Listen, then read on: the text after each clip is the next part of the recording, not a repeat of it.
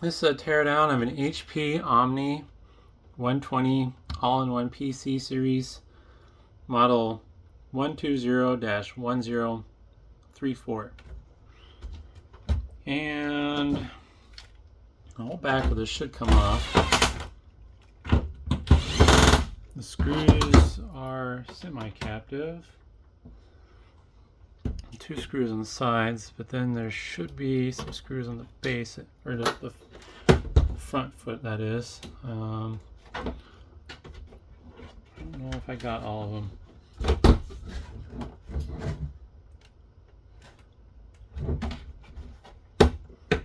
Nope, this one's a little bit different, I think. I'm missing a screw.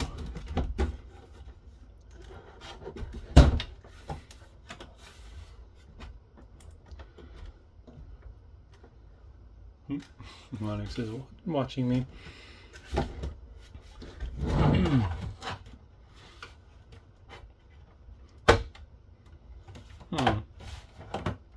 That's strange.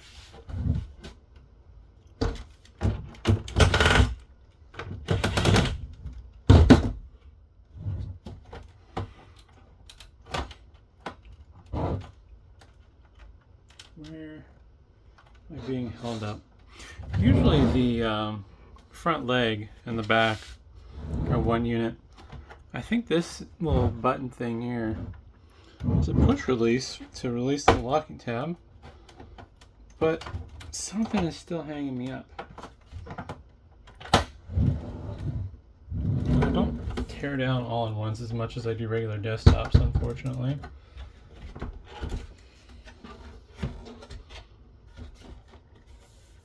Don't feel a hidden screw there. I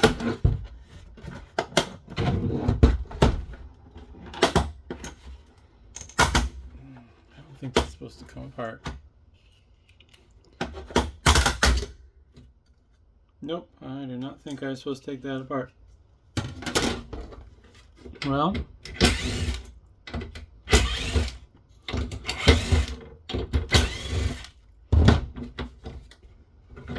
let's see if we can figure this out.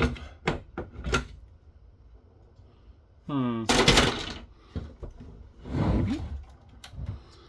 No, it's hung up on something.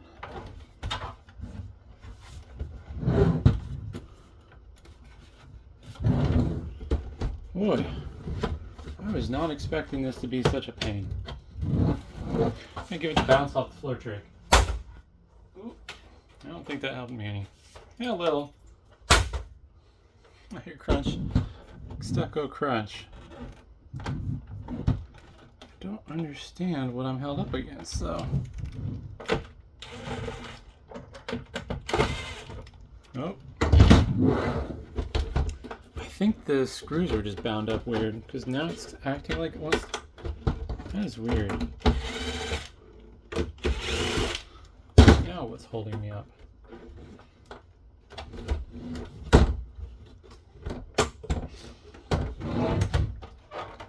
I don't think the front comes off. Just wearing safety glasses so I don't get plastic in my eyes. These flimsy little tabs are holding on for dear life. Oh no, there we go. So apparently it was locked on just really good. I don't think this has ever been opened before. We'll put that back on and see how it goes back together.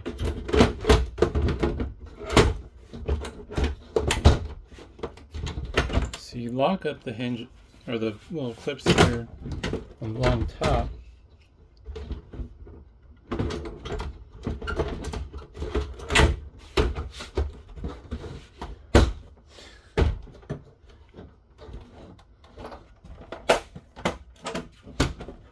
It just doesn't want to snap back together. Huh.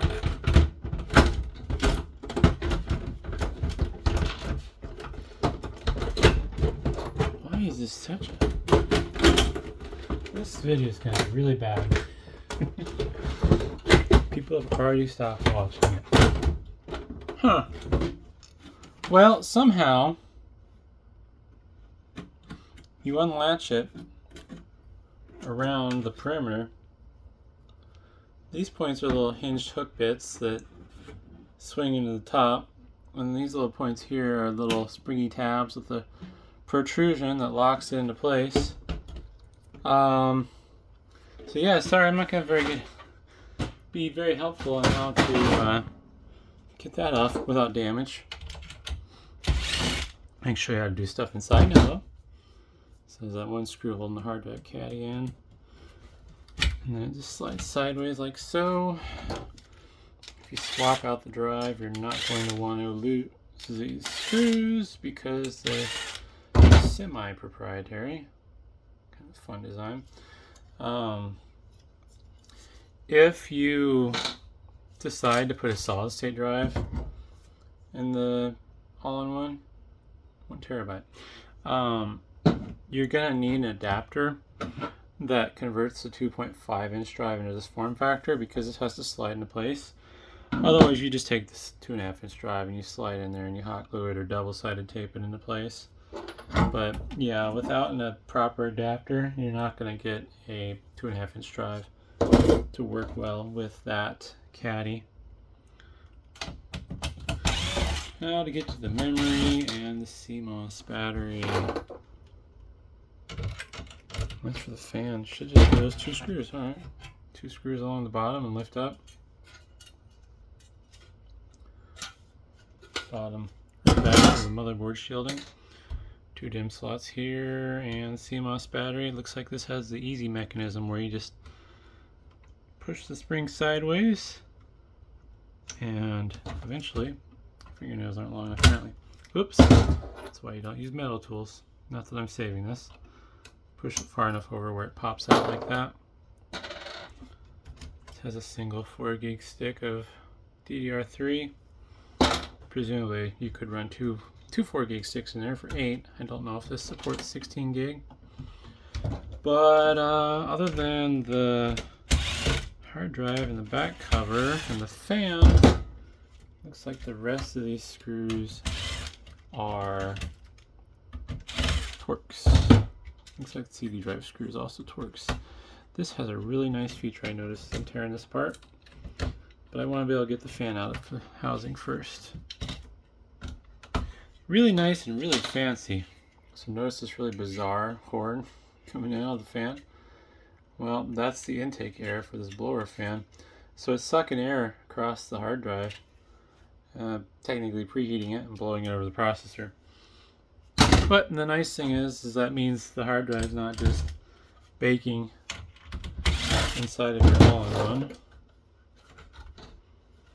The optical drive out, just your normal slim SATA laptop DVD burner. You could also put an SSD there if you want to, if you don't need to use your drive. But I would assume somebody running an all-in-one would rather have a DVD drive than a solid state. I don't know. Do you want fast boot, or do you want to be able to watch movies on your all-in-one? Now, with most HP compact stuff, the go-to screw size is Torx 15 with their fancy Torx head screws.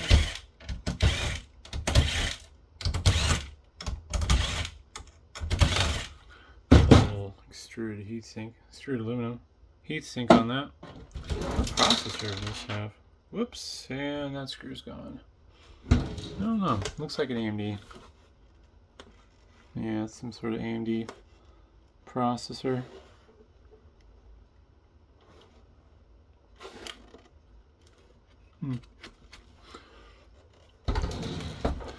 Low power embedded mobile processor, basically.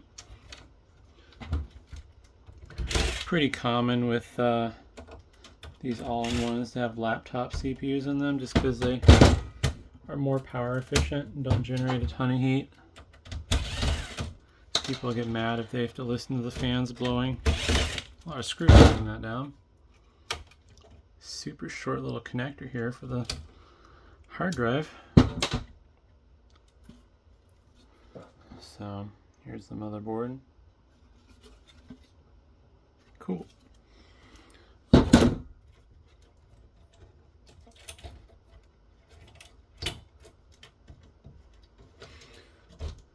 Antennas are metal, stick-on style. LVDS display panel cable.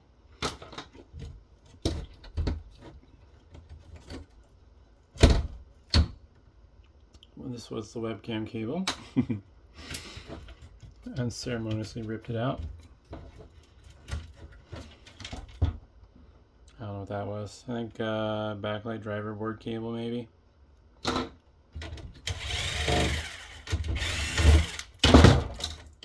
Optical drive cable.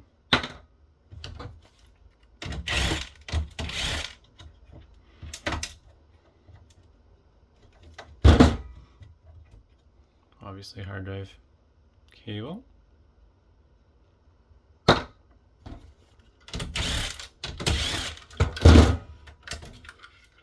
Backlight driver board. Presumably this is LED backlit. Jumpers for setting stuff apparently. Don't know. Oh. These are current and voltage jumpers apparently. At least that's what I gather.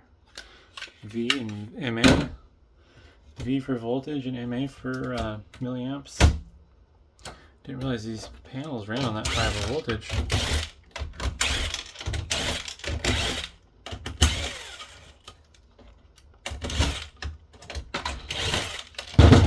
Got some big old beefy speakers here. Lots of space for bass.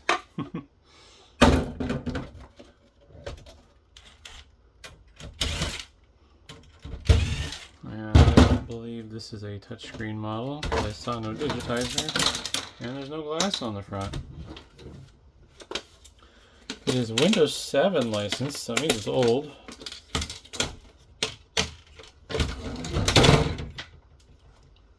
Although, I think Windows 10 did not start till like 5th gen maybe? So, yeah.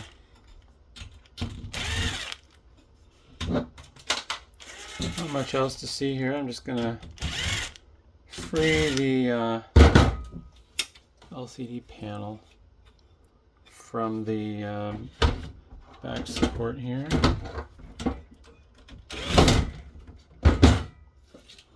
There's the back support. Felt something wet on my finger. I thought maybe I accidentally cut myself. Screws are semi-captive, although I don't know if they're meant to be. Oh well. They'll get lost in the floor. The vacuum will find them, which is always a wonderful sound. And the panel on this is a Samsung LTM200KT10. So this is probably a 20-inch. Yeah, not much else to see. So call it there. Hopefully that was interesting, and thanks for watching.